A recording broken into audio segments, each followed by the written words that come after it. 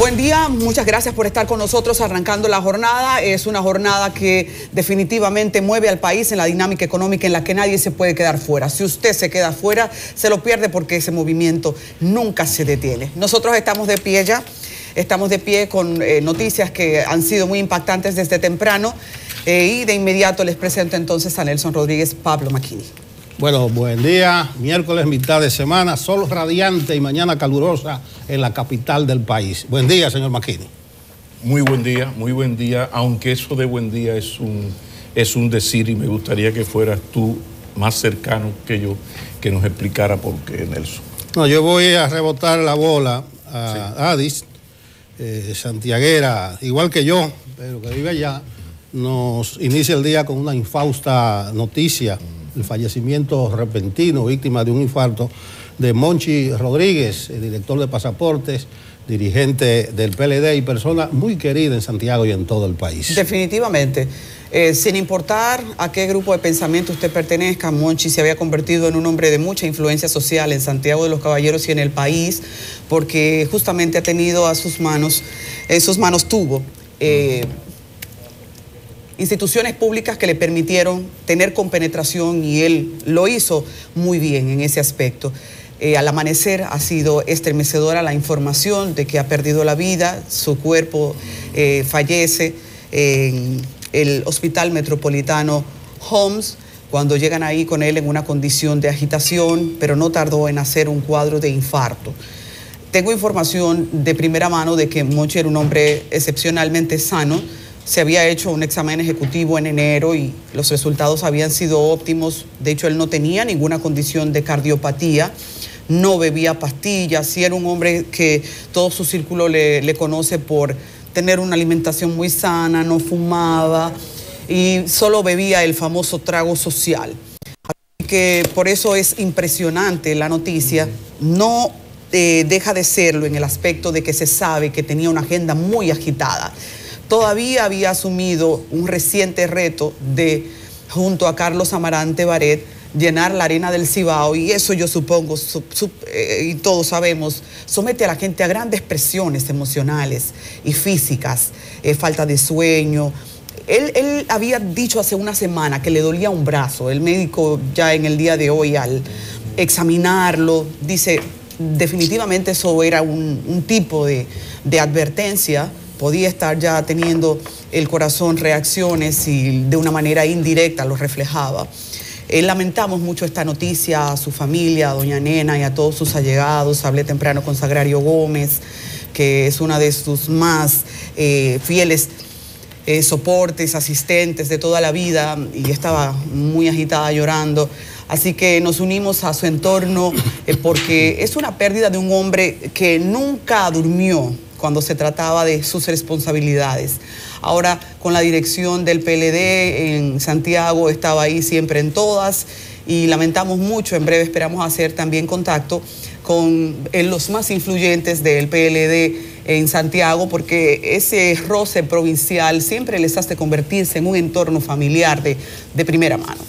Bueno, así tan sencillamente, tan de repente se muere la gente, en este caso gente buena. Y cuando digo tan de repente, porque Monchi estuvo anoche en la Casa Nacional del PLD, en la capital, en un acto de la puesta en circulación de una revista por el expresidente Leonel Fernández, una recopilación de escritos de la revista Teoría y Acción del PLD. Cuentan que su desenvolvimiento anoche fue normal en la actividad, que llegó a Santiago también aparentemente normal, y cerca de las 3 de la mañana, un fuerte dolor en el pecho, fue trasladado al Hospital Metropolitano Homs, donde falleció. Monchi, un hombre que, como decía Adis, no bebía, no fumaba, hacía ejercicio con apenas 59 años de edad. Es lamentable, deplorable.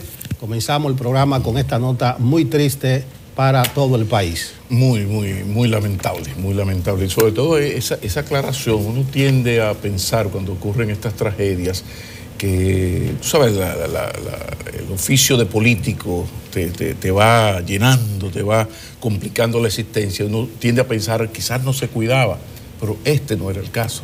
No. O sea, ejercicio, no abusar de alcohol, pero bueno, son decisiones del más grande y solo conformidad y resignación a sus familiares, Miren. De hecho, disculpa, sí. antes de tomar otro tema, un hombre de armas tomar, porque fíjense ustedes que nunca le temió a la contienda. Hay políticos de aguas mansas y hay políticos de aguas bravas. Él era un político de aguas bravas.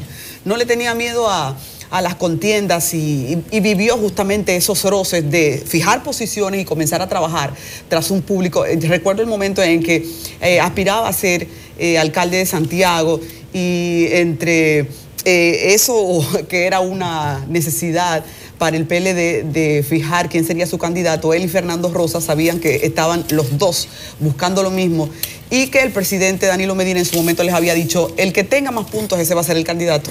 Así que él y Fernando Rosa en ese momento se convirtieron en contendores de guerra.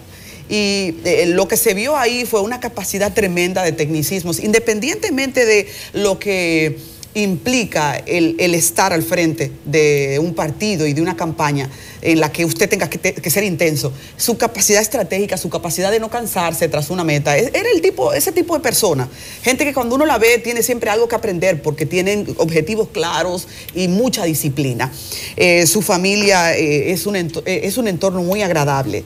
Su esposa Nena, muy sociable, que también lo apoyaba en las actividades políticas y terminó hasta convirtiéndose en una política igualmente. Yo lo digo porque Santiago, recuerden, cuando uno llega aquí a la urbe uno no quiere que le digan campesino, pero no deja uno de serlo. Es un pueblo pequeño en donde por defecto uno siempre se conoce las familias y sé que impactada está la ciudad en este momento. Así que queremos compartir este espacio también en un gesto de solidaridad para que se sepa que no solo tiene que ver con el factor político, es que nos duele nuestra gente, independientemente de ese rol político. Es como líderes comienzan a impactar en su entorno y de una manera su partida, entonces también implica que gente de trabajo está ausentándose, eso se siente. ¿Tenemos algún contacto ya? ¿Tenemos algún contacto? Sí. Ok. Confírmame, por favor, Guante.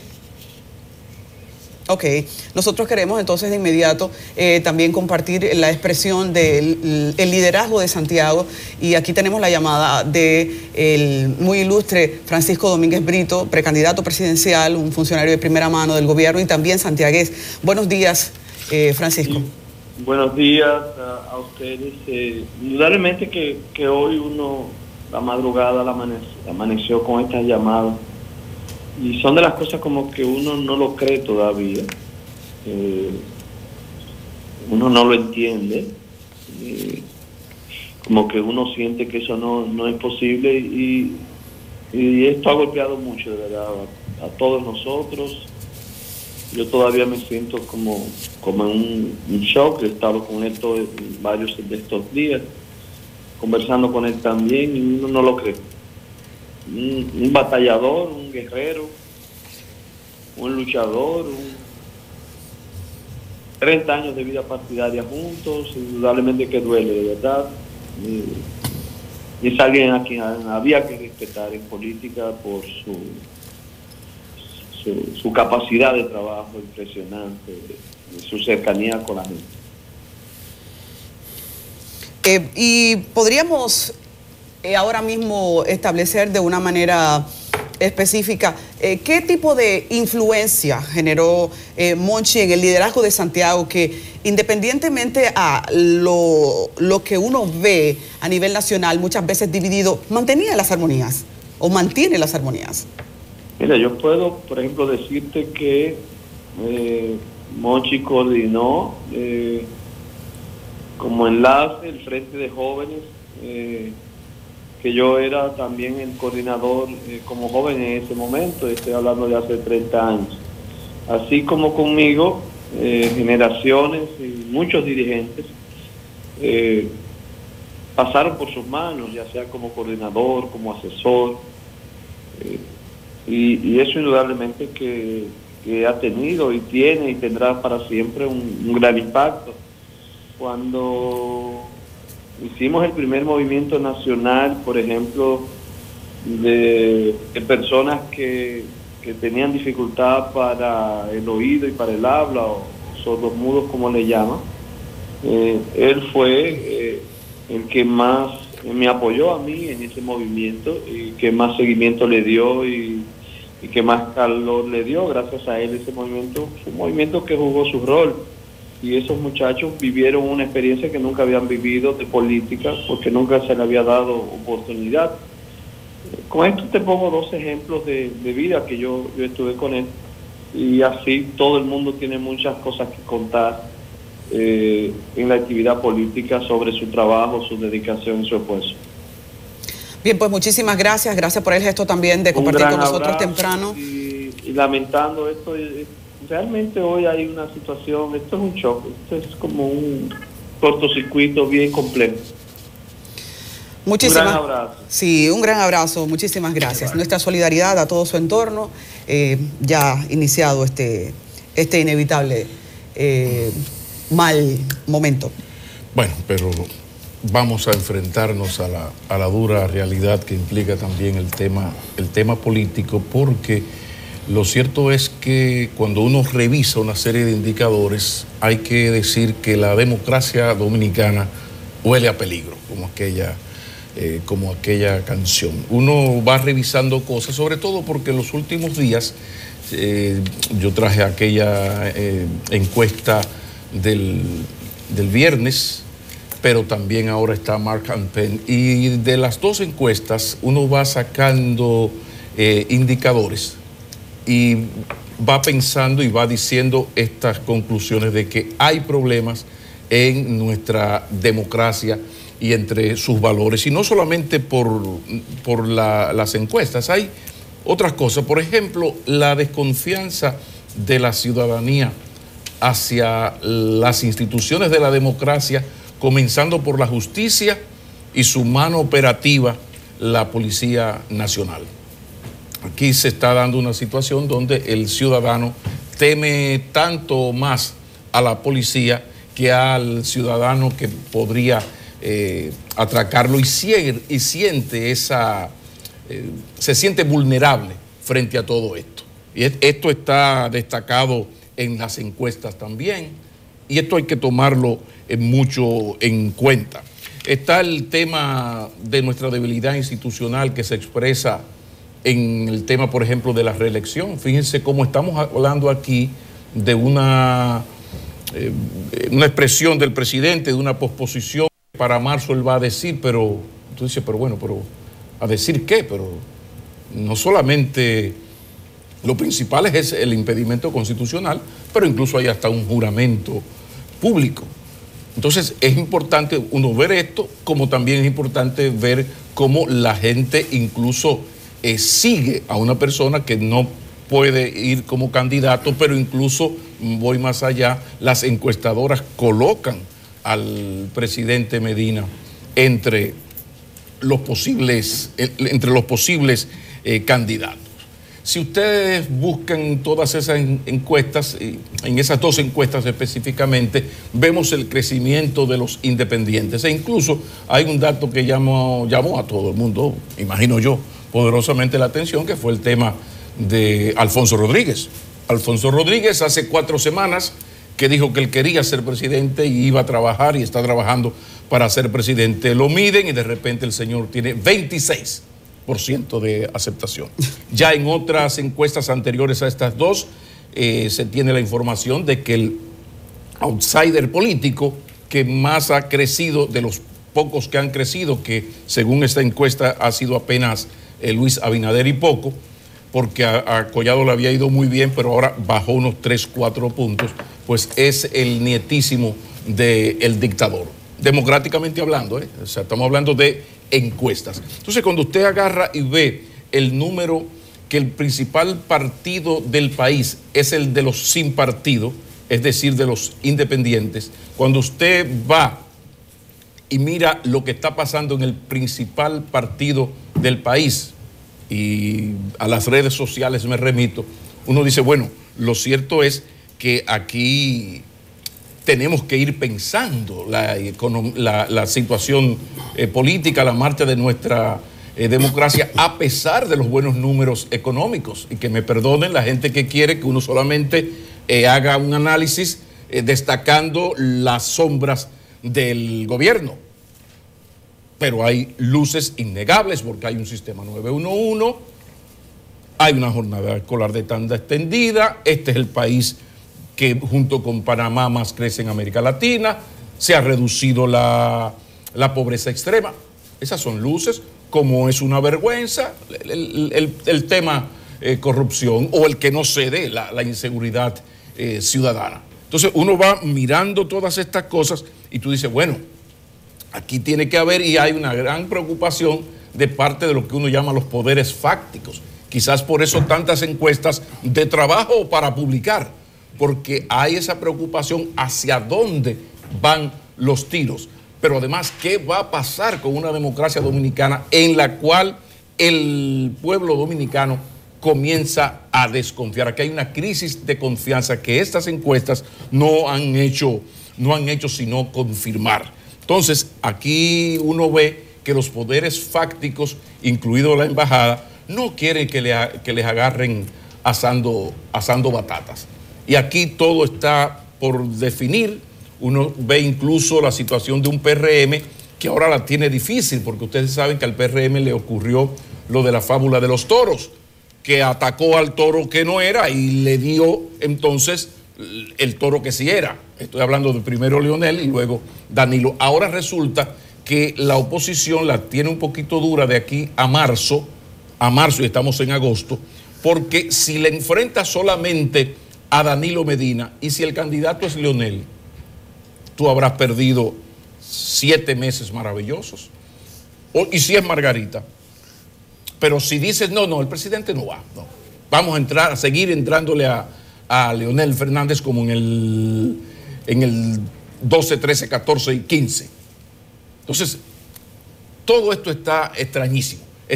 A mí me parece muy bien que los poderes fácticos estén viendo esa crisis, porque cuando unos son el infierno, no necesariamente los otros son el paraíso.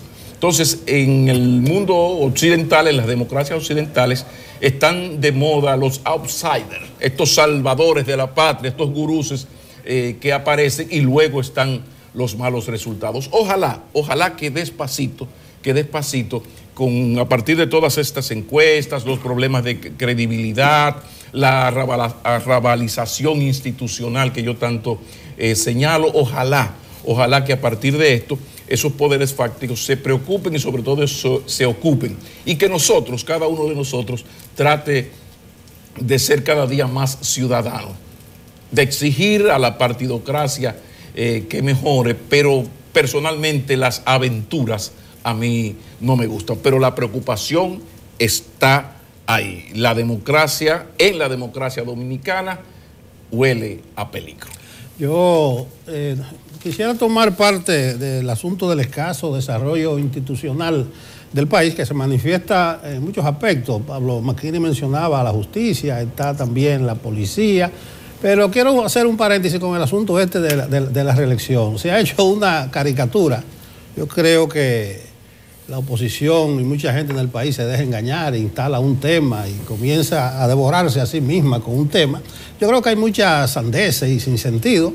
Incluso hubo un presidente flamante de un partido que le criticaba a Danilo que dijera que él no va a decir hasta marzo porque la Constitución se lo impide. No, la Constitución no le impide a Danilo decir que se reserva una opinión sobre ese tema. Danilo incluso puede salir por el país a dar charlas sobre la reelección. Lo que la Constitución tiene un impedimento a esa persona, que en todo caso será materia del Congreso. Pero en este rejuego, yo me quedo con eso último que decía Pablo.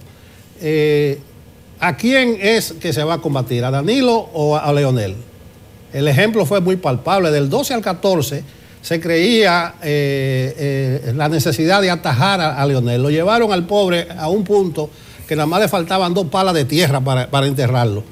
Pero el problema era Danilo. Ahora podría ocurrir eso. Entonces es bueno analizar y ver dónde es que está el enemigo. Entonces, en cuanto al escaso desarrollo, no sé si la producción lo tiene, parece que no. Hubo una excelente entrevista ayer aquí en el Caribe al director de la policía, y él trataba un tema en son de queja, y es que los ciudadanos se querellan, hacen denuncia y después desisten, la dejan a mitad de camino. En el fondo de eso hay que ver la necesidad de que el ciudadano se empodere, que el ciudadano tome parte. El asunto de la querella pueden ser muchas las razones que llevan a una gente a retirar una querella, pero lo que sucede es lo siguiente: aunque el ciudadano retire la querella, el Ministerio Público, el fiscal, puede continuar con esa querella. Entonces me entero que lo que sucede es que cuando desiste el querellante, la fiscalía también se desinteresa, que podría seguir los casos. ¿Y por qué no prestan el interés los fiscales? Me dicen que hay un gran congestionamiento de expedientes, que no vale la pena un caso que ya desistió una persona darle seguimiento porque son muchos otros casos. Ahí viene también el problema ya de la justicia, la llamada mora judicial, que los tribunales están empantanados con decenas, con miles de expedientes que no se le da salida. Entonces, en ese caso, en el de la justicia, en el de la policía, no fluye la dinámica social con naturalidad. Yo creo que el ciudadano debiera empoderarse, debiera hacer no solamente una denuncia o una querella de algo que le afecte directamente, sino a algo que vea malo. Sí, una cosa, hay una figura en el Código Procesal Penal que es la que joroba este asunto. Se llama de acción pública en instancia privada. ¿Y qué ocurre con eso? Que el Ministerio Público no puede poner en movimiento una acción penal sin que previamente la víctima o su representante, mediante una instancia privada, le autorice a hacerlo. Entonces, la tendencia, la mía, personalmente, uno tiende inmediatamente a decir, caramba, pero el ciudadano debe ser responsable. Vete al paso, Maquinini, que tú vives en lo claro. O sea, cuando tú vives en lo claro, eso es relativamente fácil. Ahora, cuando usted vive en un barrio tomado por el narcotráfico y la delincuencia, y hay un acto, le robaron un celular, como decía el jefe de la policía, el tigre va y dice, no, yo lo que quiero es mi celular. ¿Por qué? Bueno, porque yo no le puedo ver la cara a ese señor en 20 veces en una instancia judicial. ¿Por qué? Bueno, porque el tigre me va a decir, óyeme, yo sé dónde tú vives. Porque esto denota también otra cosa peor, y es lo que yo decía, el asunto de la desconfianza del ciudadano hacia esa policía, porque en muchas ocasiones la policía es parte del problema y no de la solución. Y quizás es incorrecto decir la policía, sino que hay agentes de la policía en esos barrios que, bueno, solamente podemos hacer una encuesta aquí. O sea, la vinculación de agentes de la policía, que no estoy hablando de la institución, con la delincuencia en los barrios es más que evidente. Yo saludo los esfuerzos de esta dirección y sobre todo la buena reacción. Meto ahí el agradecimiento de que, y es una pena que en el país no tenga que agradecer y destacar a los funcionarios cuando hacen su trabajo, pero en Baní, en Fundación en Baní, ocurrió un hecho lamentable, se hizo viral y qué buenas son las redes sociales. Sí hubo una reacción rápida de la policía, están detenidos los que hicieron esa barbaridad de entrarle a palos a un señor que estaba totalmente tranquilo, pero esas son las evidencias, los problemas que tenemos aquí. Yo, bueno, ahora tengo la palabra y hay dos temas abiertos y de los dos quiero decir de manera puntual algo.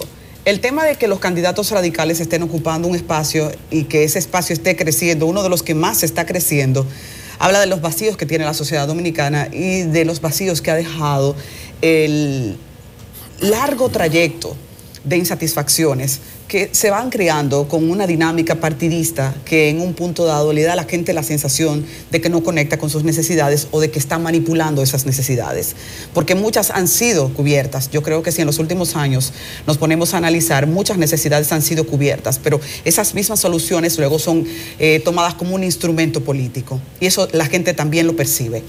Y yo creo que hay que darle a los partidos políticos el mensaje que oportunamente esto tiene de manera muy clara en lectura. La gente está reclamando cada vez un contacto más realista, un contacto más cercano. Y fíjense ustedes cómo esta semana hemos hablado en más de una ocasión, como los partidos políticos que comenzaron como, ay, cuán claro podría definirse el tema de lo que significaba un partido de cuadros, ahora tienen que pasar a convertirse en un ente social. y se rompieron muchas barreras. La manipulación inclusive que pueden hacer los medios de comunicación, todo eso tiene un techo muy bajito. Las redes sociales permiten otros niveles de contacto para que los políticos comiencen a recibir una condena social, una reacción social y un seguimiento también de la gente. Entonces ese ciudadano común que antes no podía más que dar o quitar su voto, ahora tiene otro poder de influenciar. Ahí está. El tema de la policía, si lo vinculamos con la justicia, es un gran todavía desafío para todos, pero en especial para el sistema. Cuando la gente va a la justicia no está consciente de cuál es su rol. Y uno de ellos se ve, el rol de involucrarme en mi representación, se ve afectado porque justamente no está consciente el que va de hasta qué tanto tiene que dar. Los reenvíos son, en este momento para las audiencias, el tema que en estudios de lo que la justicia ahora mismo tiene como contacto con cada uno de los casos, se ha convertido en el principal problema. Reenvíos van y reenvíos vienen. Los abogados cada vez, inclusive los abogados que proporciona el Estado, hablando de cuando son casos de acción pública. El caso de acción pública es aquel que el Estado tiene que asumir por defecto porque con eso la sociedad está siendo lastimada. Un caso de acción pública necesita que el fiscal esté ahí y que el acusado también tenga un representante pagado por el Estado. Todo el mundo está jugando su ficha ahí, pero los reenvíos son algo con lo que la gente común no ha podido todavía asimilar la realidad. Hay que llegar ahí también con el otro ingrediente que Pablo dice muy bien. La mayoría de casos se ventilan entre gente pobre contra otra gente pobre, que tendrá que darse la cara en escenarios muy vulnerables. Y ante eso, la gente sentir que la justicia en un momento puede, aún siendo inocente de algo, o aún siendo la víctima, desampararlo, genera que usted no quiera involucrarse en una nueva situación y que por eso se mande a correr. Me devuelven el celular que fulanito me robó con 2 pecosones agregados y yo después que tengo el celular me devuelvo porque al final de cuentas era el teléfono lo que yo quería. Ahora tampoco quiero ser la más guapa del pedazo. Y eso es serio, señores, porque también habla de que la gente tiene miedo de ser desamparado en un escenario judicial. Cada vez es más probable. Eso cada vez es más probable, porque los tribunales tienen tanto trabajo que están archivando o haciéndose más lentitos, o a final de cuentas la gente siente que su caso no es priorizado. He hecho un levantamiento reciente de cuáles son las leyes más violadas en República Dominicana. Se lo tengo para esta semana. ¿Cuáles son las leyes más violadas? Una listita de los 5 top de lo que cuando usted llega a un palacio de justicia es lo más visto, de lo que los abogados entienden es el principal tema y de lo que los mismos fiscales están seguros es ahora mismo la inversión más costosa, no solo a nivel de recursos, sino también a nivel del tiempo, a nivel de la dedicación y a nivel de la dinámica social. Eso, el tema de la justicia es uno de los ingredientes que ahora los movimientos sociales están tomando de la mano y ganan en cualquier escenario. Cuando plantean el tema de la insatisfacción con la justicia, ganan en cualquier escenario porque hay una insatisfacción que está creciendo. Hay que cuidar esos límites. Y cuando decimos hay que cuidar esos límites, también estamos hablando de la clase política que está jugando con esos límites ahora y que nos deja como clarito, descaradamente, que parece que cualquier intención de cambiar la Constitución también podría ganar. En su escenario podría ganar. Entonces, eso le deja al pueblo un miedo. Y ese miedo es, aunque yo sea víctima, puedo ser aplastado en un escenario judicial. Aunque yo me apegue a la ley, igual otro, si es más fuerte que yo con sus influencias, puede asquerosearme. Y a final de cuentas, en un lugar o en un estado de derecho en el que yo no puedo defender mis derechos con la ley, no peleo, mejor me apendejo, porque a final de cuentas esto es de defender la vida ya. Ahora nosotros con un tema de seguridad, con un tema de justicia y con un tema de política, nos estamos haciendo muchas veces los pendejos porque ahora la gente lo que quiere es preservar su vida. Eso no es un mensaje sano para ninguna sociedad.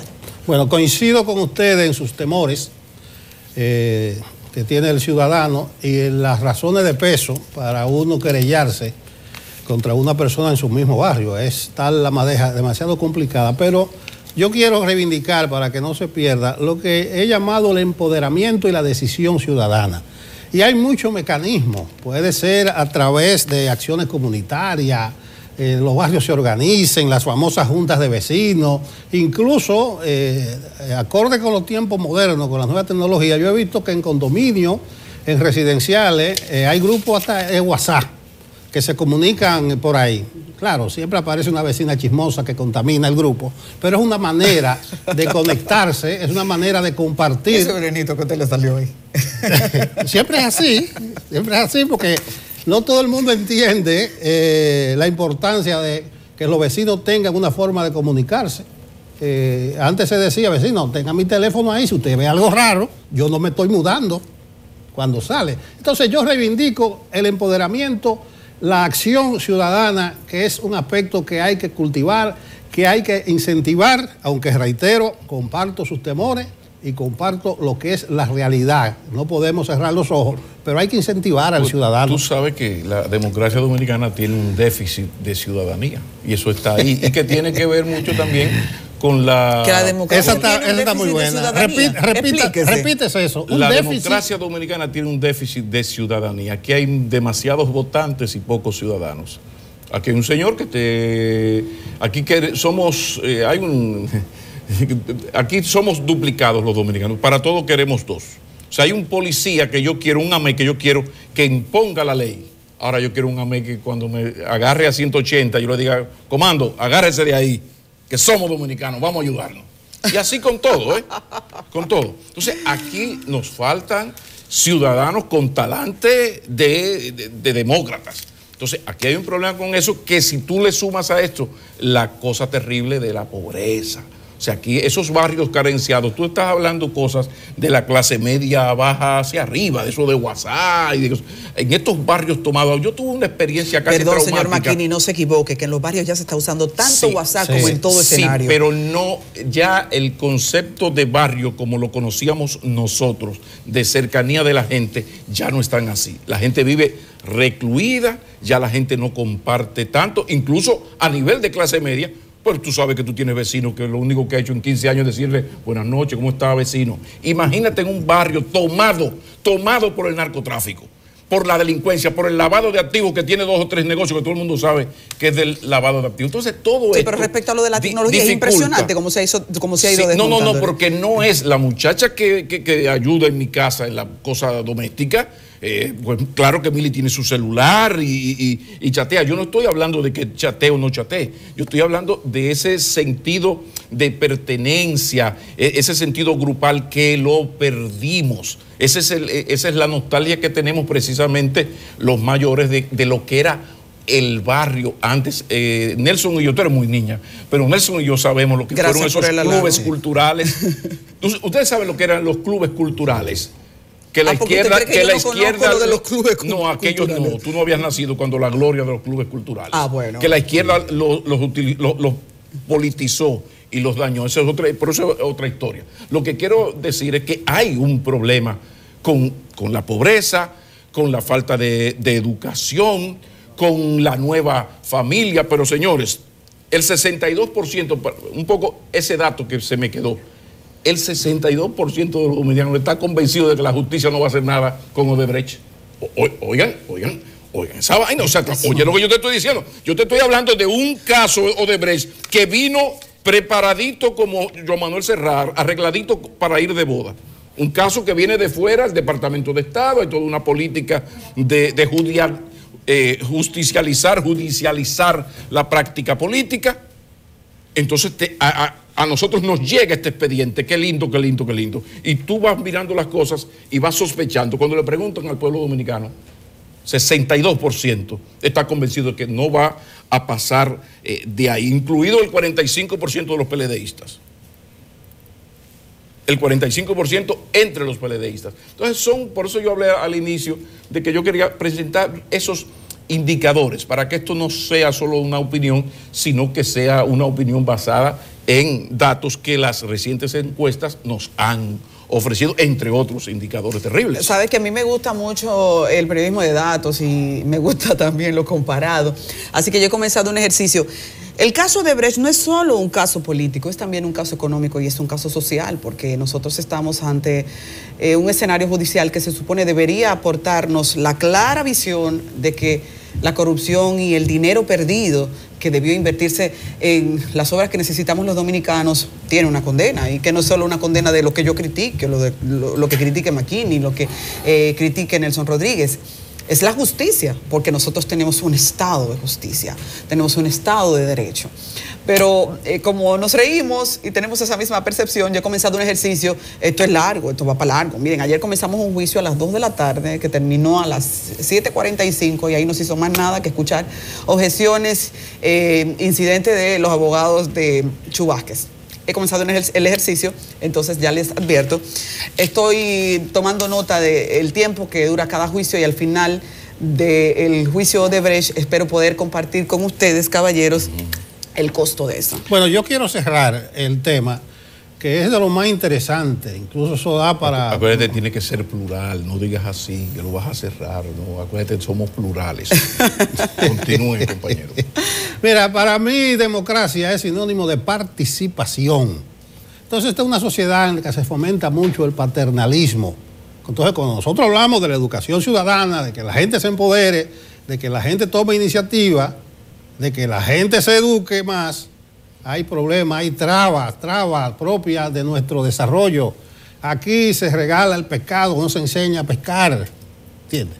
Entonces, son problemas profundos. Me voy a quedar con el empoderamiento, la decisión ciudadana, y que democracia es participación, que es lo que hay que incentivar, asociatividad. Ahí es. Guante, a mí me gustaría...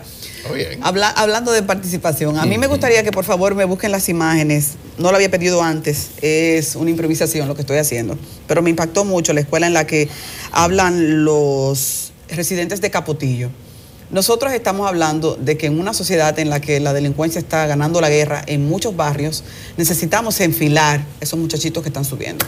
Esos muchachitos que están subiendo se alimentan de lo que ven en el barrio, el microtráfico, también el tigre que está en la esquina fumando lo que no debe, el estado de vagancia de los que juegan dominó a las 10 de la mañana, padres de familia que a veces uno no sabe cómo mantienen a sus hijos o algo así.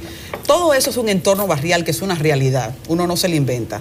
A veces hago esa práctica, o porque por necesidad uno tiene, por trabajo, que pasar por una zona vulnerable, por un barrio, y usted dice, pero ¿cómo yo puedo tener 10 hombres que se supone están en una edad productiva jugando dominó a las 10 de la mañana y que se considere que estamos avanzando? Ese es un mensaje que hay que leer, como hay que leer el de los niños. En Capotillo nosotros tenemos 7 escuelas, hay 7 escuelas, según lo que la gente ha dicho. Pero hay unos 200 estudiantes que están sin cupo, y aunque están rogando en la escuela Salomé Ureña y también en la Capotillo Básica un espacio, no lo han conseguido. Esa es una acción de urgencia que necesitamos ahí por parte del Ministerio de Educación. Hay otras situaciones que pueden esperar, como por ejemplo la Escuela de los Ríos. La gente dice, mira, es que hay que acelerar la construcción, pero hay una litis judicial por el terreno. Eso necesita esperar.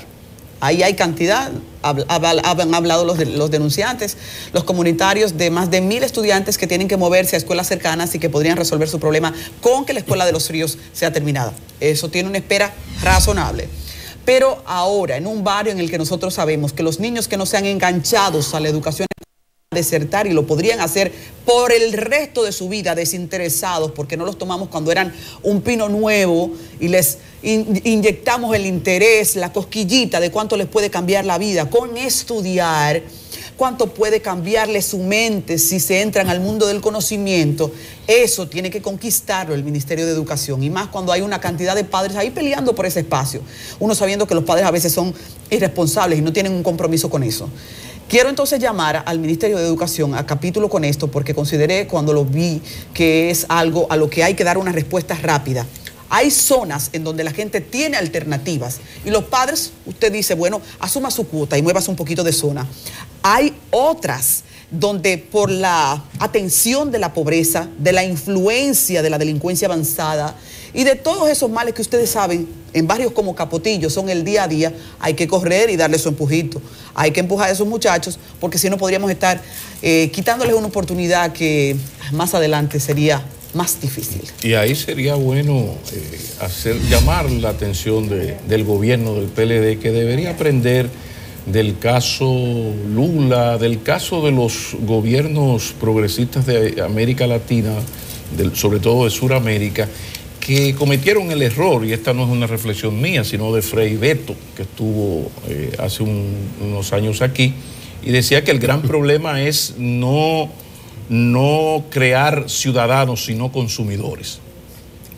Eso suena muy profundo. Yo te saco de la pobreza, pero en base a una serie de programas sociales, pero que tú lo que haces es que te acostumbras a X nivel de consumo. Cuando ese nivel de consumo desaparece, tú te pones en contra de quien te llevó a ese nivel de consumo, porque ese que te llevó a ese nivel de consumo no se ocupó de llevar ese proceso de aprendizaje, de concienciación de lo que es el sentido de la ciudadanía, que la vida es algo más allá de lo material. O sea, ese discurso se quedó. Y entonces fue el problema. Tú dices, ¿cómo es posible lo que pasó en Brasil con estos 30 millones de pobres, de seres humanos sacados de la pobreza? Tiene mucho que ver con eso. En el caso dominicano hay un gran programa y se ha hecho muchísimos avances en la política social, pero la debilidad institucional hace que ese ser dominicano vea eso como una dádiva del gobierno, no de un administrador de un Estado que con mis impuestos utiliza un presupuesto y lo distribuye. No. A mí me lo está dando Hipólito, me lo dio Leonel, ahora me lo está dando Danilo. Y por eso ese sentido del presidencialismo y Nelson Rodríguez sin ti se hunde este país. Crean que solo estamos invisibles. Desde Mota, desde el señor Mota de Balaguer hasta hoy, estamos oyendo lo mismo. Y hay un dato que nos afecta mucho para avanzar como sociedad civilizada, democrática, y es el asunto de que aquí por lo menos una cuarta parte de los votantes tienen un vínculo de dependencia directa o indirecta con el Estado y sus mieles. La psicología. Política social,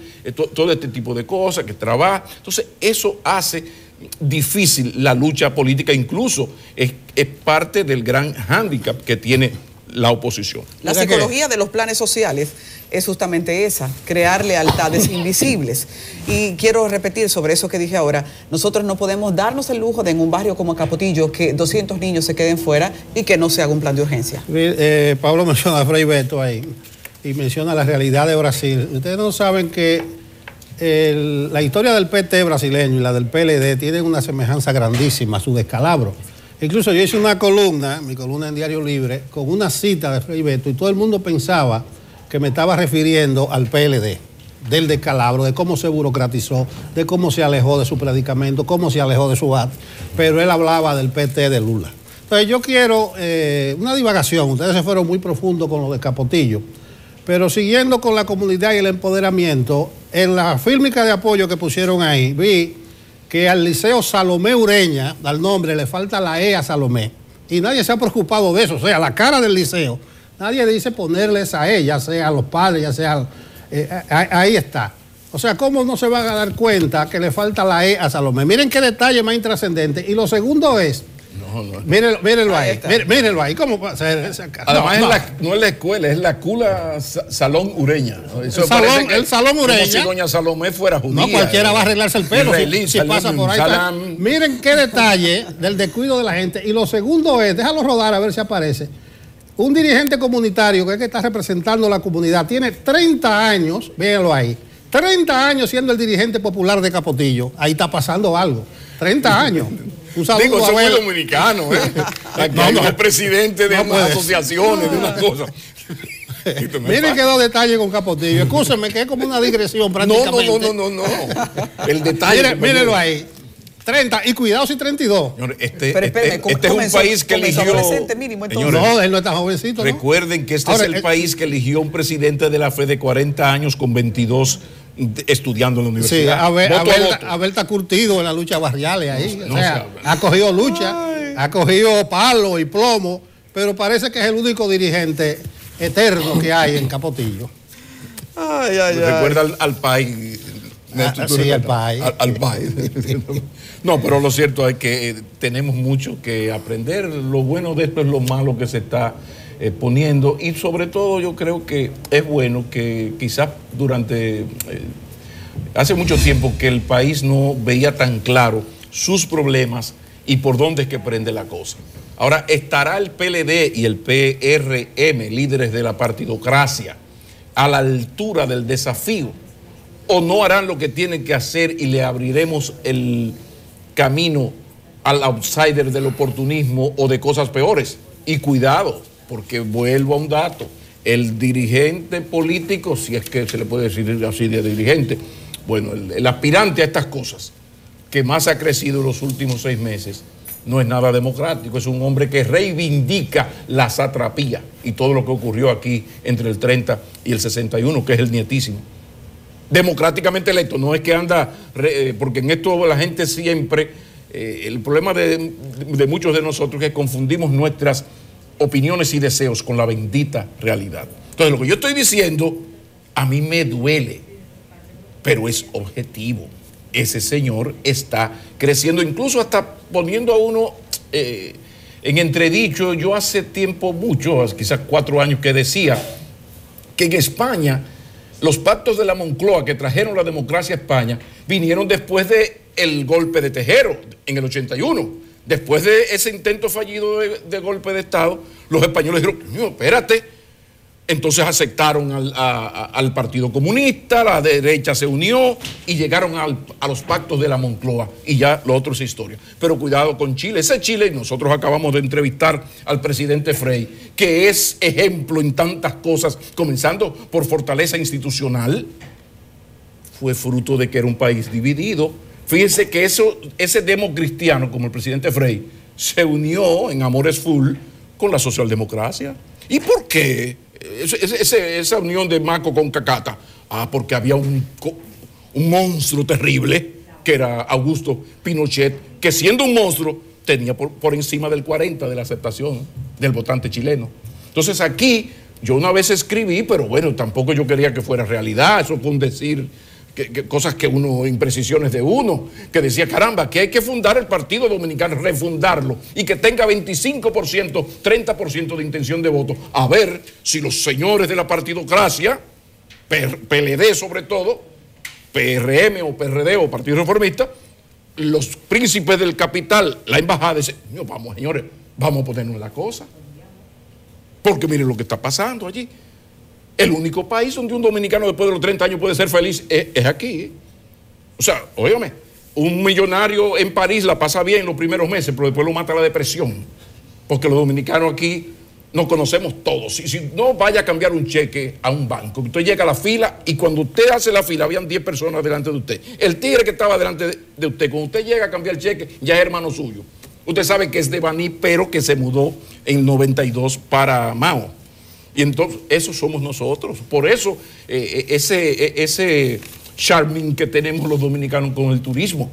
Entonces, ojalá que todo esto lleve a los dueños del país y a todos y a cada uno, porque aquí cada quien tiene su cuota de poder y sus posibilidades, ¿no? Nos ponga a reflexionar sobre lo mal que vamos y el peligro que corre un país que incluso está desaprovechando su buen momento económico, porque aquí tenemos un problema de distribución de la riqueza, de inequidad social, pero en cuanto al funcionamiento económico, ahí está. Bueno, ¿qué es el endeudamiento? Bueno, ya veremos qué va a pasar con el endeudamiento, pero lo cierto es que comparado con Centroamérica y el Caribe, el país tiene 20, 25 años, que su problema es la injusta distribución y la inequidad, no la generación de riquezas. Yo no creo que haya vocación autoritaria ni a la intolerancia en la sociedad dominicana, aunque, ojo, hay una tendencia muy grande al autoritarismo, a la intolerancia, y no solo de un Trujillo. Tú mencionaste un Trujillo, pero tú mencionas a Alfonso Rodríguez, que él dice que él va a fusilar gente, que la va a llevar al paredón. Pero en sentido general, yo no creo que el pueblo dominicano sea parte de los mecanismos institucionales que le brinda el sistema para cambiar gobierno o para darse el gobierno que él cree merece. Nelson, Donald Trump es presidente voto a voto en los estados, ese señor, oye, sí, innombrable. Entonces también los países cuando entran en crisis de liderazgo, crisis de confianza, como está pasando, de confianza en la democracia y en sus instituciones, pasan cosas peores. Abdalá Bucaram, ¿tú recuerdas a Abdalá Bucaram? Sí, yo sé. Fue Bucaram, voto a voto. Bucaram, no duró mucho. Un rockero. Pero mira, alguna gente cree que Donald Trump es loco. Se vio raro con ese pasito. Yo creo que loco, pero él sintonizó con más de la mitad de la sociedad norteamericana. Es decir, que no es un gallo loco. Señores, y se hizo presidente Donald Trump, un discurso que en un momento de democracia habría sido un ruido para nosotros y para el mundo. Oigan esto, vamos a hablar del caso de Brecht y qué se puede esperar para hoy. Hay muchísima información más luego de esta pausa.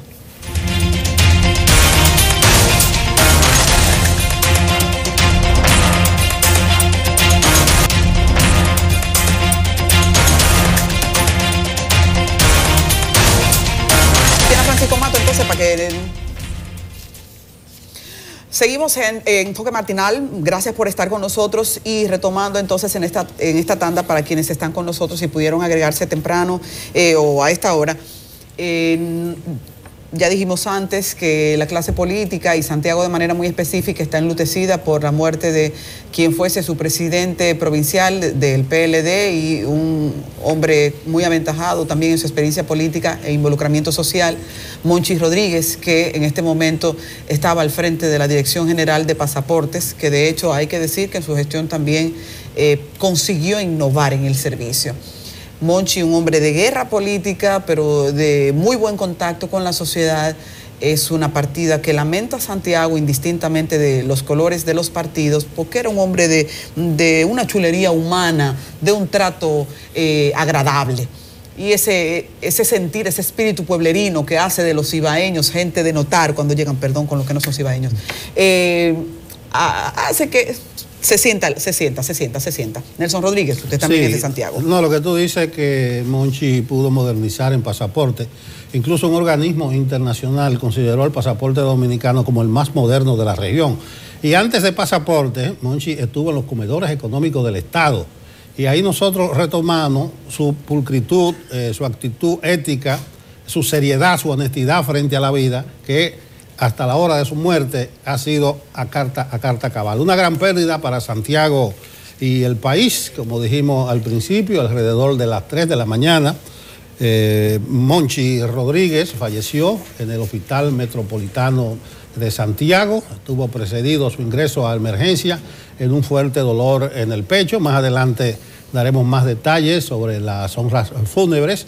Nuestro pesar, nueva vez, a sus familiares, que Monchi estuvo anoche en un acto en la Casa Nacional del PLD, que era un hombre sano. Qué impresionante, de repente estar compartiendo con alguien que en pocas horas y en una condición de hombre sano pierde la vida de manera fulminante. Las muertes fulminantes son dolorosas para las familias. Por eso yo decía al principio, así tan sencillamente se muere la gente. Incluso hay una canción muy linda de Jackie Núñez del Rico, escrita para Sagrario Ercira Díaz.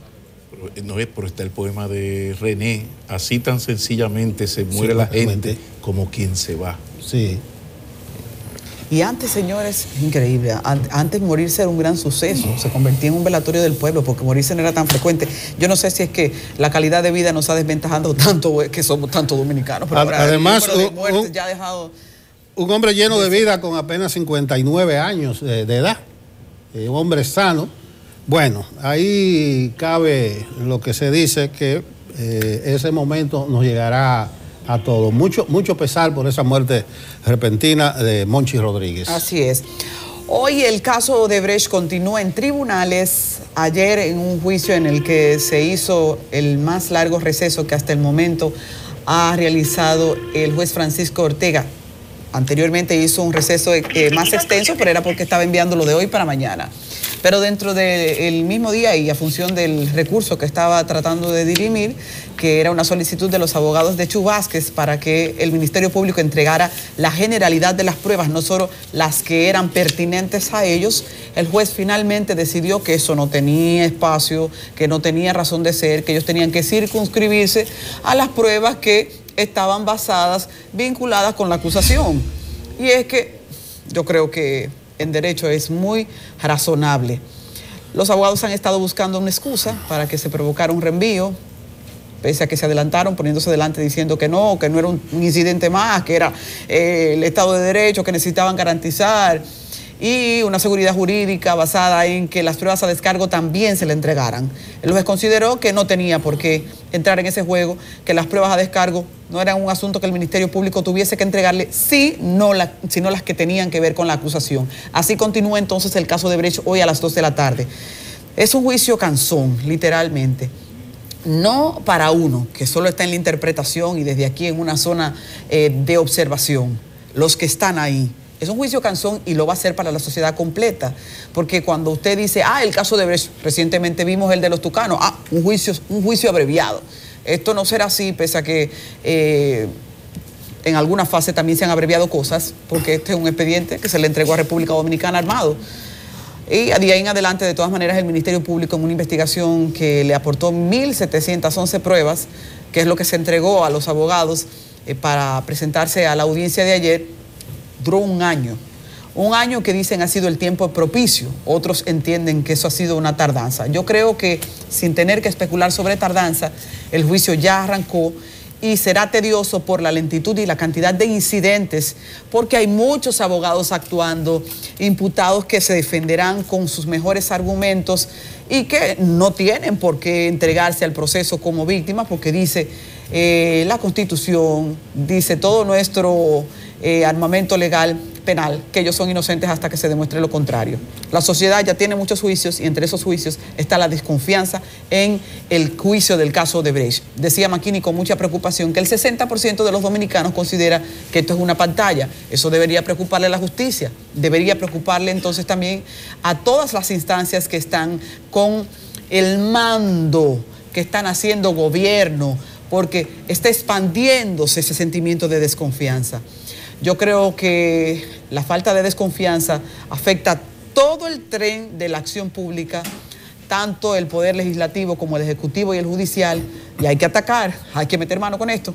Bueno, como tú dices, va a ser un juicio largo y cansón. Lo de ayer fue un solo incidente, pero hay que recordar que hay 5 incidentes que el juez Ortega deberá conocer antes de entrar al fondo de este juicio preliminar. Hay un incidente. Increíble, con todo esto no se ha entrado todavía en el juicio preliminar. No, al contrario, esto es a ver si hay mérito suficiente para que se haga un juicio. O sea, no hemos llegado al juicio de fondo. Por eso... Pero la audiencia preliminar no ha comenzado, la audiencia preliminar... No, propiamente no, está en la etapa de los incidentes desde hace casi un mes. Y faltan 4 incidentes. Hoy sigue y a lo mejor conozcan el de Díaz Rúa, o el de Andrés Bautista, o el de Pitaluga, o el de Rondón. Es decir, que faltan días en estos los incidentes. La gente no debe desesperarse, aunque advierto que en ningún caso puede bajar la presión social. Yo simpatizo con que en estos días se haya dejado a la justicia que actúe, que no hay mucha bulla, pero la vigilancia, la presión social no puede bajar en ningún momento. Ayer decía el procurador que los abogados están usando tácticas dilatorias. Yo creo que es un error. Cada vez que el procurador o cualquier ente del Ministerio Público se pone a entrar a este debate de que son tácticas, claro que son tácticas dilatorias, pero también hay que verlo como parte del debido proceso. Todo imputado, toda esa gente son inocentes hasta que no se le pruebe lo contrario. Tiene derecho a exigir la mayor garantía procesal. Entonces, en ese sentido, hay que dejar que los abogados, parte de la crema innata del derecho de este país, está ahí, que conocen como el que más cuáles son los procedimientos. Hay que dejar que esos abogados definan a sus imputados y que el juez instructor designado ahí por el Pleno de la Suprema pueda hacer su trabajo. Pero reitero, vuelvo, será un juicio largo, será un juicio cansón, pero el país, la comunidad nacional no debe cansarse, debe mantener la vigilancia, debe mantener la presión social, porque con cualquier descuido, señores, hay mucha gente que se va a bajar de la camioneta. Vamos, por favor. Ok, quiero pedir un material, pero antes vamos a una pausa, me está diciendo aquí mi director, y en breve continuamos con ustedes.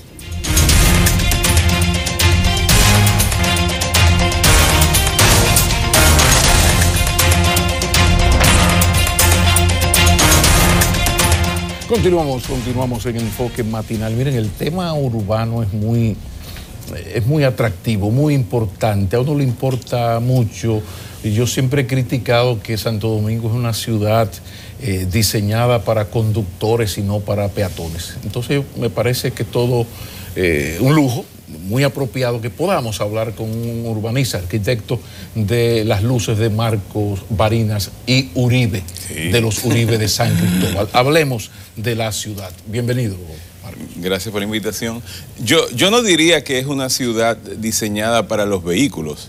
Es una ciudad que ha sido adaptada forzosamente para los vehículos, que es diferente. O sea, la ciudad de Santo Domingo... pero se ha convertido en eso. O sea, claro, hoy, en los últimos 20 años, ya es más o menos eso. Yo diría que en los últimos 40 años, o sea, ya, en 1970, todavía teníamos una ciudad que era caminable. O sea, yo recuerdo que mi mamá me traía de San Cristóbal, precisamente, y cuando ella decía íbamos a la ciudad, era que íbamos a la zona colonial. Y tú podías hacer todo en la zona colonial. Claro. Tú hacías tus temas de banco, te hacías todas tus operaciones de temas estatales, tú hacías compras, tú paseabas, ibas a todo y todo estaba en un área limitada en que tú podías acceder a todos esos servicios a pie y después salir e irte a vivir a donde tú vivieras. Podía ser en San Cristóbal como podía ser en Naco, que en ese momento Naco era una suburbia que estaba a 15 minutos del centro y el centro en ese momento de la ciudad era Gasco. Y lo que pasa es que ahora el centro geográfico de la ciudad, de lo que es la metrópolis de Santo Domingo, que ya Santo Domingo adquiere una categoría no de ciudad, sino de metrópolis, ese centro anda más o menos por la Abraham Lincoln, ¿no? Se habla de la Lincoln con Gustavo Mejía Ricard, pero ¿por qué ocurrió eso? Porque el hecho de que una ciudad crezca no necesariamente, porque Madrid es inmensa, tiene que ser así, tan anti-peatón. Mira, el proceso, cuando se puede decir que ocurrió ese proceso de cambio en el que la ciudad empezó a tener un crecimiento en extensión horizontal exagerado, fue en los 90, a mediados, finales de los 90, cuando con el problema que empezaba a generar la ciudad, que estaba creciendo de una forma vegetativa, se tomaron decisiones que llevaron a que se facilitara el tema de la transportación privada en la ciudad de Santo Domingo. En ese momento se construyeron los sistemas de túneles y elevados del corredor Duarte que atravesaba por la ciudad de Santo Domingo, sustituyendo los sistemas de transportación pública que en ese momento empezaba a estar en ciernes, que era la MET, y algunos televidentes recordarán que el ingeniero Allen Herman había llevado a cabo un proceso de transformación de la transportación pública y que en la 27 de febrero había un sistema de autobuses que venía en vía contraria, que es lo que se quisiera hacer ahora, ¿no? Y que es muy difícil hacer ahora, y se sustituyó esto por un sistema de transportación privado. En ese momento, entre 1996 y el 2003, la huella, o sea, dígase, la extensión de la ciudad creció en un 25%. Y a partir de ahí, en 10 años, el sistema de transportación, el parque vehicular privado se duplicó. O sea, pasamos de tener aproximadamente 1.700.000 unidades en el 2005, le dije 96-2003 crece esta huella. En el 2005 la cantidad de vehículos que existían en el país era de 1.800.000 unidades y pasó a 3.600.000 en el 2015, en 10 años. Se duplica el parque vehicular. El parque vehicular no se duplica porque sí. Las políticas públicas llevan a que este tipo de situaciones se crean, llevando de alguna manera a que no solamente crece el parque vehicular, sino también crecen los impuestos. La mayoría de los impuestos, el 30% de los impuestos que recauda la DGI, tiene que ver con los tenedores privados de vehículos. Y de ese 30%, el 20% está destinado a los impuestos de la gasolina, ¿no? Ahora, una sociedad no se puede soportar en recibir esos recursos de una manera tan directa, sino que tiene que pensar en el futuro. Y por tanto, el Estado realmente ha estado pensando en el tema de la transportación pública y de la movilidad en la ciudad. Y la manera en que ha respondido al tema de la movilidad ha sido con sistemas masivos de transporte de poca cobertura, muy eficiente. El metro, tanto el metro como el sistema de teleférico, son sistemas muy eficientes, pero de muy poca cobertura. O sea, el metro y el teleférico juntos no llegan a hacer una cobertura ni siquiera del 15% de la ciudad de Santo Domingo. El resto de la ciudad tiene que buscar otro medio de transporte, dígase. Si tú buscas las estadísticas del censo, de en hogar específicamente, te va a decir que solamente el 25% de los hogares del Gran Santo Domingo tienen algún tipo de vehículo privado. El 75% del resto de los hogares del Gran Santo Domingo tiene que buscárselo de alguna forma en la calle, ¿no? Tiene que buscar algún tipo de transporte para poder acceder a su lugar. Yo soy de lo que considero que uno de los logros mayores que ha tenido este gobierno como inicio no es el teleférico ni es el haber continuado la línea 2 del metro, es el sistema integrado de transporte. Porque el sistema integrado de transporte es lo que permite que de alguna manera estos sistemas de transportación masiva puedan tener un poco más de cobertura. ¿Tú te refieres a las rutas alimentadoras? No.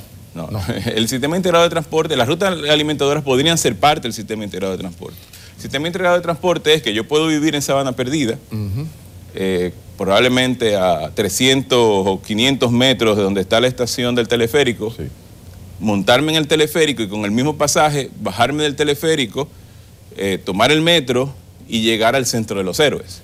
A eso me refería, porque una crítica que se le hizo a la primera línea del metro fue que no se conectaron con las rutas alimentadoras por un problema con los sindicatos. Entonces todas esas comunidades, por ejemplo de Santo Domingo Norte, no tenían acceso. Ahora le añadimos lo del teleférico, pero por ahí es que enciende la cosa. Bueno, realmente estaba el proyecto de rutas alimentadoras, sí, y eso fracasó.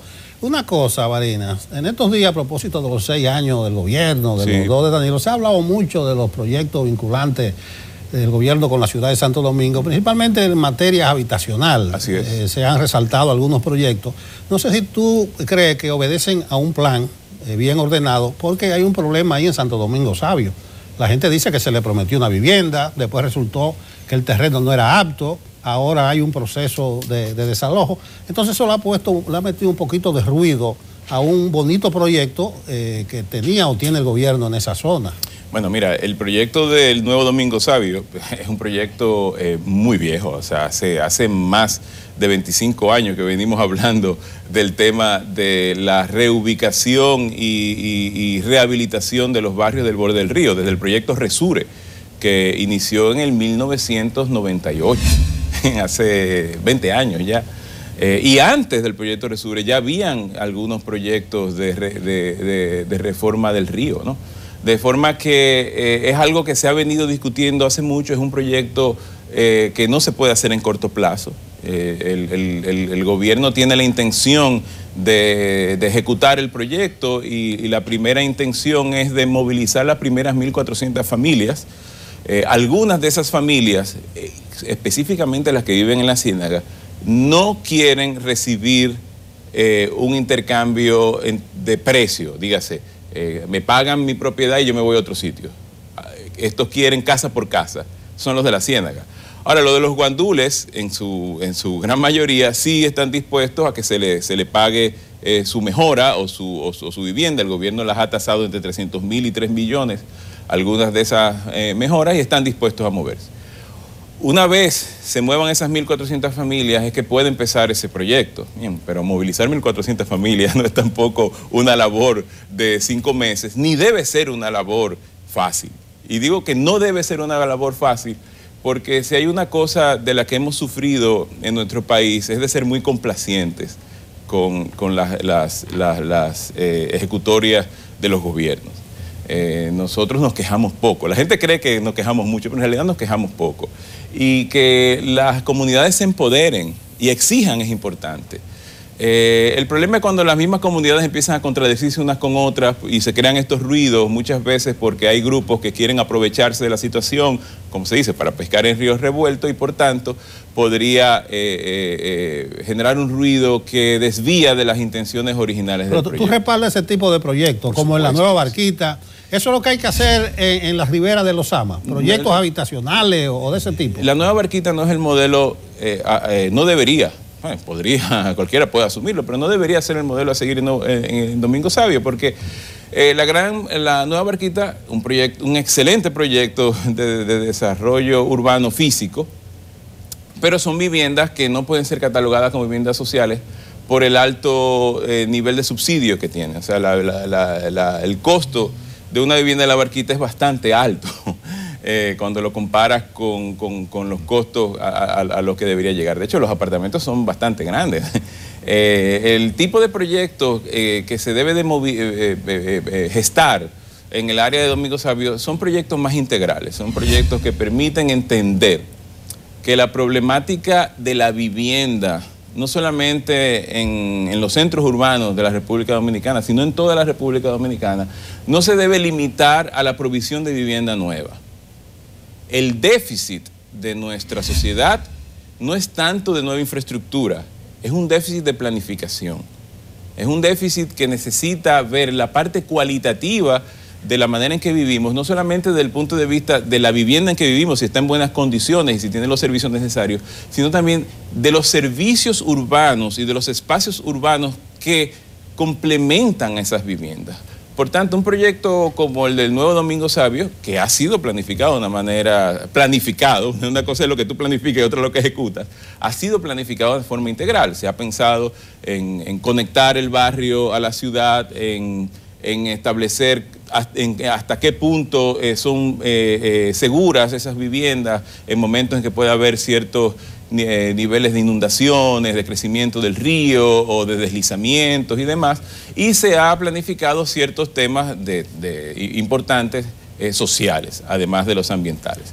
Por tanto, el tema de hacer buena provisión de vivienda en la República Dominicana, otra vez, está más vinculado a la calidad y la cualidad de los espacios públicos y de los sistemas de servicios que complementan las viviendas y no tanto solamente el hecho de contar 1, 2, 3.500 viviendas nuevas, que eso no le hace ni cosquillas al déficit habitacional. Y el modelo Ciudad Juan Bosch, ¿eso es replicable? ¿Cómo tú valoras lo que está ocurriendo con Ciudad Juan Bosch y la participación del sector privado? Sí, qué bueno que hiciste esa pregunta porque son dos visiones totalmente diferentes de cómo aproximarse a la vivienda, al problema de la vivienda. Por un lado está la prohibición de vivienda social, que siempre va a haber subsidio en la vivienda social, siempre, ¿no? Luego hay que tratar de reducirlo al mínimo, pero siempre va a haber subsidio. Por un lado está la vivienda social y otro está la provisión de vivienda a sectores más pudientes, la clase media baja, que son quizás los que sufren mucho más el problema de acceso a la vivienda. En el caso de Ciudad Juan Bosch, la Ciudad Juan Bosch surge como un nuevo modelo inmobiliario, en este caso, que es el del fideicomiso. O sea, existen los fideicomisos públicos y los fideicomisos privados. En estos momentos hay muchos proyectos de vivienda de bajo costo que se están haciendo bajo el esquema del fideicomiso, algunos privados y otros públicos. La Ciudad Juan Bosch es un ejemplo del fideicomiso público. Es un fideicomiso en el que se alía el Estado, con el sector privado, donde el gobierno provee la tierra, pero también provee los servicios. Y el sector privado entonces construye las viviendas bajo una serie de normativas y exigencias que hace el Estado para que se cumplan con ciertos niveles de calidad de vida. En ese sentido, sí, el proyecto Ciudad Juan Bosch podría cambiar incluso el nivel de exigencia que tiene la sociedad a los proyectos de vivienda de bajo costo que se hacen desde el sector privado, donde ustedes pueden ver que hay sectores, hay proyectos que pueden tener 3.000 unidades y apenas le dan una cancha y unas cuantas áreas de juego. En el proyecto de Ciudad Juan Bosch se integran escuelas, hospitales, sectores comerciales y otros servicios importantes que llevan a que las personas puedan tener un nivel de acceso a esos servicios mucho mejor. Pero, y ahí viene un pero muy importante. La sostenibilidad de todo eso me gustaría acabar. Mira, por un lado la sostenibilidad de todo eso y por otro el tema de la planificación. yo insisto en que el déficit de nuestro país no es un déficit de infraestructura, es un déficit de planificación. ¿Qué haces tú construyendo una ciudad a 20 kilómetros del centro de la ciudad para entonces tener que proveerle a esa ciudad no solamente los servicios implícitos, dígase escuelas, hospitales, espacios públicos y demás, temas de drenaje sanitario, sistemas eléctricos, servicios que de hecho están en el centro de la ciudad? Ahora tú tienes que construírselos allá. Pero además, tú tienes que a esas personas traerlas de 20 kilómetros de la ciudad, al centro de la ciudad, a trabajar. Eso implica transportación. O, en otros casos, tendrías que proveer los empleos en ese sector, que también dificulta la situación. De manera que la planificación de la ciudad de Santo Domingo no puede estar soportada en que apareció un lote y ahí vamos a hacer un buen proyecto. Tiene que estar soportada en que debemos entender que esta es una ciudad de 4 millones de habitantes. Si incluimos San Cristóbal y Jaina, que yo entiendo que son parte ya de lo que debemos llamar el Gran Santo Domingo, estamos hablando de una ciudad de 4 millones de habitantes con una extensión superficial que es, para que ustedes se hagan una idea, Queens, en Nueva York, casi la mitad de Londres, ¿okay? Madrid, bien, y con mucho menos población. O sea, lo que te dice que hay una densidad muy baja y un crecimiento horizontal muy grande. Si tú incentivas eso, puedes traer problemas vinculados a esto que hablamos, pero también a temas ambientales. Estamos invadiendo las áreas ambientales, las áreas agrícolas, las áreas hídricas de la ciudad que hacen que tenga futuro. Es la primera crítica, yo veo más o menos fundamentada a la ciudad Juan Bosch como un modelo, sí, que ha sido muy alabado, un modelo ambicioso, son 25.000 viviendas. Entonces tú no eres partidario, porque hay una ciudad Juan Bosch también en Santiago, tú no eres partidario que se repliquen esos modelos, o lo tuyo es que estén más cerca de la ciudad, afina más. Lo mío es que las ciudades deben de ser planificadas para que no se extiendan de manera horizontal, ¿no? Que las ciudades sean más eficientes, y para que sean más eficientes tenemos que utilizar esos modelos del fideicomiso, pero en el centro de la ciudad. Hay espacios en el centro de la ciudad donde se pueden hacer, de toda la ciudad, incluso de Santiago. En Santiago el proyecto de Ciudad Juan Bosch Santiago va a estar en Hato del Yaque, creo. Es hacia el oeste de Santiago, extendiendo la ciudad en una dirección incluso donde no se pretendía en el plan estratégico de la ciudad de Santiago. Bien. De manera que yo no tengo ningún problema con el esquema inmobiliario de Ciudad Juan Bosch. Yo creo que es un buen ejemplo y, como dije al principio, puede incluso mejorar los estándares de requerimiento de las personas, de lo que los desarrolladores deben ofrecerles en sus proyectos. Va a generar un cambio en eso. Ahora, ¿dónde debe ser ubicado? Ahí es que está la clave para hacer estos desarrollos. Parece que es un problema de planificación. Así es. ¿Tú sabes dónde está el hipódromo? Sí. Hace 20 años eso era casi una zona desértica, claro, y ahora eso está urbanizado. Así ahí es. Entonces parece que no es acercar la ciudad Juan Bosch a la ciudad, sino que la ciudad se está acercando a la ciudad Juan Bosch. Probablemente a la vuelta de 15 o 20 años la ciudad Juan Bosch esté ya en la vorágine citadina. No, yo creo que vas ahora y te das cuenta de que está creciendo. Hay muchos proyectos inmobiliarios desarrollándose en el entorno de la ciudad Juan Bosch, precisamente atraídos porque el gobierno está invirtiendo allí y está creando servicios allí. Pero los servicios que está creando el gobierno no necesariamente han sido planificados para todo el entorno. Esas 25.000 unidades de lo que usted habla, para que usted se haga una idea de lo que es el proyecto Ciudad Juan Bosch, es más población que muchas provincias de este país. Bauruco y la provincia de Hermanos Mirabal no tienen la población que tendría la ciudad Juan Bosch cuando esté hecha.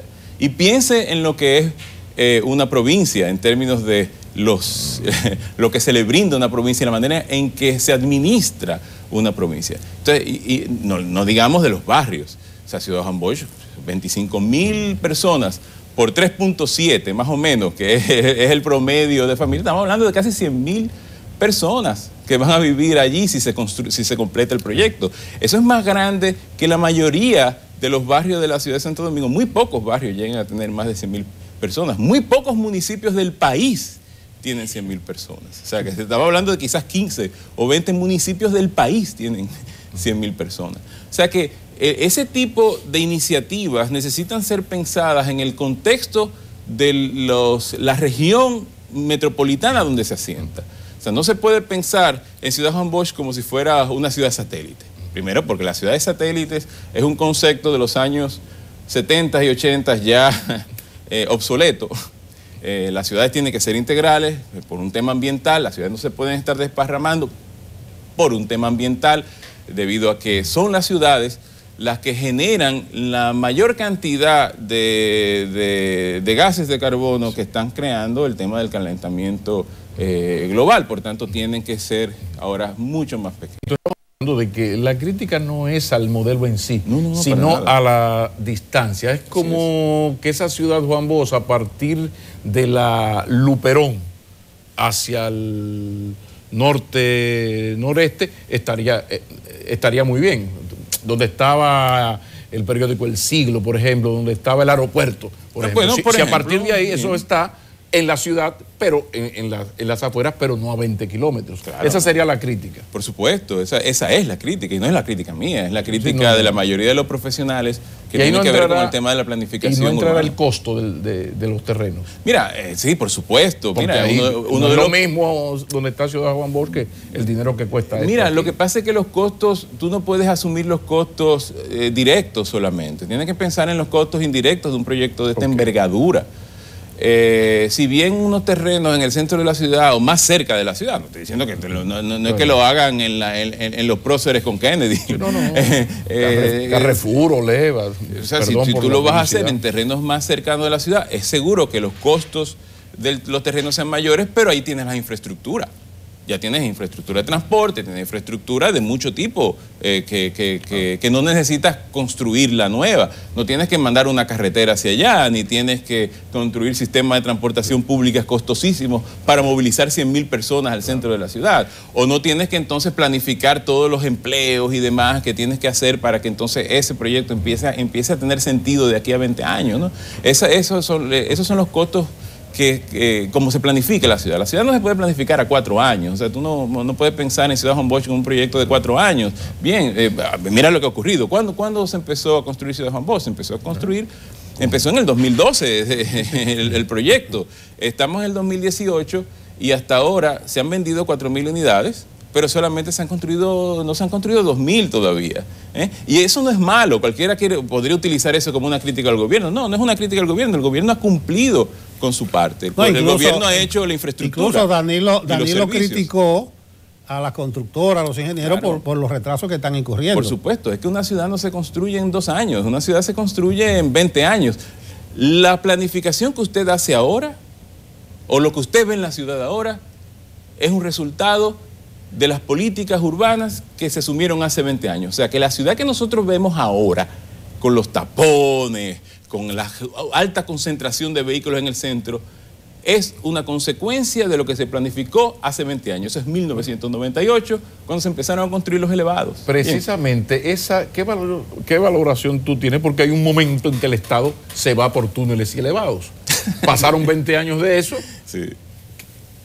¿Cómo tú evalúas ese tipo de modelo que fue el que utilizamos? Precisamente.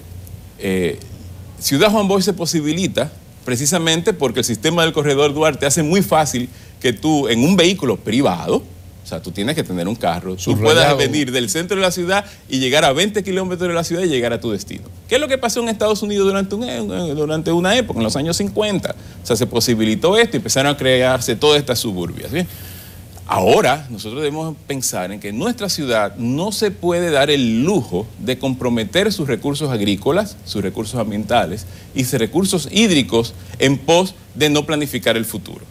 Bien, entonces si seguimos empujando la ciudad en su crecimiento hacia las áreas más ricas de la ciudad, dígase, la área noreste de la ciudad, donde está Guerra, donde está Boca Chica, donde es la zona agrícola y donde están los recursos hídricos más importantes de la ciudad de Santo Domingo. Lo mismo, por ejemplo, en Santiago. Santiago no es muy diferente lo que ocurre en Santiago. Hay un crecimiento de la ciudad de Santiago, por un lado, hacia Cienfuegos y a Todo el Yaque, donde se va a hacer el proyecto de Ciudad Juan Bosch, pero también al revés, hacia Moca. Ese crecimiento de Licey al medio hacia Moca está comprometiendo las áreas agrícolas más preciadas de la República Dominicana. ¿En pos de qué? De algunas cuantas viviendas para gente de ciertos recursos altos. Mira, no podemos comprometer eso. Santiago tiene que planificar para no perder esos recursos y la planificación de la vivienda y la planificación del transporte, sobre todo el transporte público, es fundamental para rescatar el futuro de esa ciudad y hacerla más sostenible. Ustedes hablaban de túneles y elevados. Me llega a la mente la avenida Luperón. Hay gente que dice, ay de la capital si a Balaguer no se le mete en la cabeza hacer la Luperón. Uno lo ve ahora con cierta lógica. ¿Qué tú crees que le hace falta en materia vial? Porque parece que todo está cubierto, la circunvalación Santo Domingo, corredor Duarte, que se paró el de 27 de febrero por lío con Odebrecht. Si a ti te pidieran una sugerencia en materia vial, ¿qué le haría falta a la ciudad de Santo Domingo? ¿En materia vial? Sí. Nada. Esta ciudad no tiene problema de infraestructura.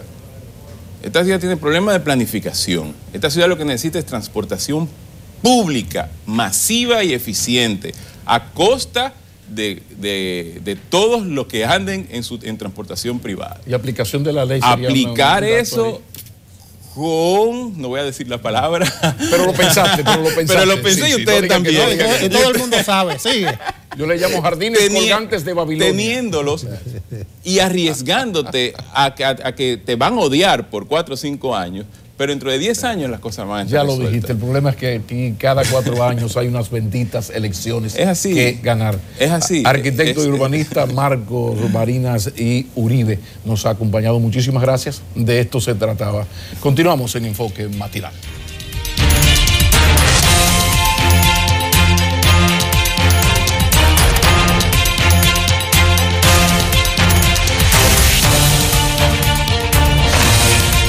Miren, me hablaban aquí que del peso ideal. Yo dije que las mías son las papeletas de 2000, pero me dijeron que no es hablando de moneda, que es del peso de los agentes policiales, que hay algunos agentes medio gorditos, panzuitos, con su barriguita cervecera, y 300 de ellos van a comenzar un plan piloto de 3 meses con nutricionistas, con entrenadores, para que rebajen. No sé cuál es el peso ideal de ustedes. Yo estoy muy conforme con el que tengo y con los que tengo. No, pero que hay un esquema según tu estatura, según la estatura, edad lleva un peso. Pero lo objetivo que está ahí es que hay un problema de cerveceo policial. Sí. Y hay que buscarle solución a eso. Pero yo creo que, aunque eso es importante, hay tantas cosas importantes en la policía. Yo creo que tienen que acelerar lo que tiene que ver con la mejoría de las condiciones de trabajo de ellos, pero también en la práctica de los protocolos. O sea, ellos dieron una excelente demostración aquí. Diablo, mira, hablando de gorditos, mira ahí. No es por nada. No, pero oye una cosa, yo creo que han sido injustos inclusive. No es por nada. Está siendo un poco injusto, Makini. Hay un problema. En el día de hoy leí como una crónica de periódico decía, los policías no tienen para comer, pero su aspecto físico habla de lo contrario. Señores, no hay una cosa que caiga más fácil en el sobrepeso que el mal comido.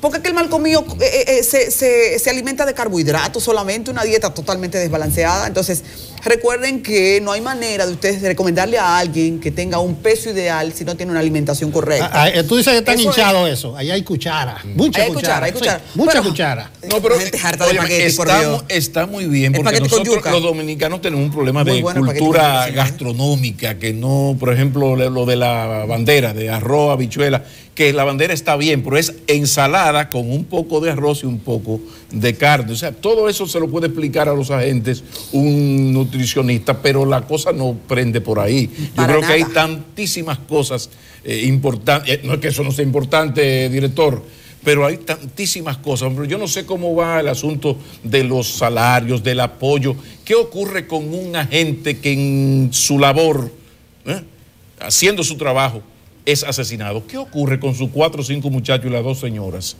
¿Tú ves? O sea, ¿qué pasa con eso? El asunto salarial, el asunto de evaluarte y a partir de tu evaluación darte unos estímulos. La capacitación, hay cosas importantes y además que como aquí todo está analizado, ahí hay una reforma policial y unos programas y unas cosas. Entonces ojalá que nos demos rápido en esto, porque lo cierto es que, perdón por caer en un tema tan desagradable, lo de la inseguridad ciudadana sigue siendo algo terrible en la República Dominicana y el arma operativa de esto es la policía. Bueno, pese a que, disculpa Nelson, sí, pese a que la fiebre no esté en las sábanas, hay que destacar el valor de esto, pero recordarles que la alimentación de un policía es accidental. No, tiene mucho que ver. El policía come por accidente, donde le den un plato de comida, ahí. Entonces, hay que destacar que aprender es valioso, pero también, si la persona no tiene el poder de decidir qué come, todo eso puede ser simplemente una información del momento. Bueno, este es un problema que toca un problema grave, que es el de la obesidad.